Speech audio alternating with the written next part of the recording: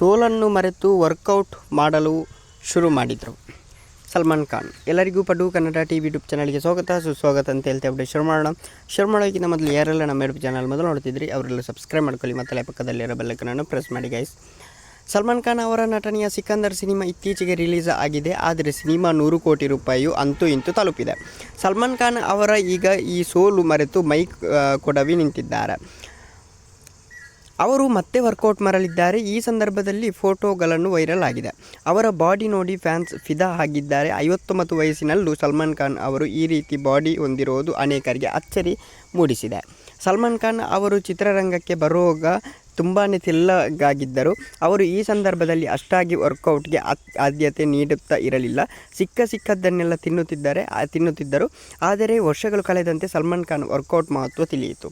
ಹಾಗಾಗಿ ಅವರು ನಿರಂತರವಾಗಿ ಜಿಮ್ ಮಾಡೋಕ್ಕೆ ಆರಂಭಿಸಿದರು. ಆದ್ದರಿಂದ ಈ ರೀತಿ ಬಾಡಿ ಎಲ್ಲ ಮಾಡಿಕೊಂಡರು. ಮುಂದಿನ ಫಿಲ್ಮ್ ಹಿಟ್ ಆಗ್ಬೋದು. Thank you. ಬೈ.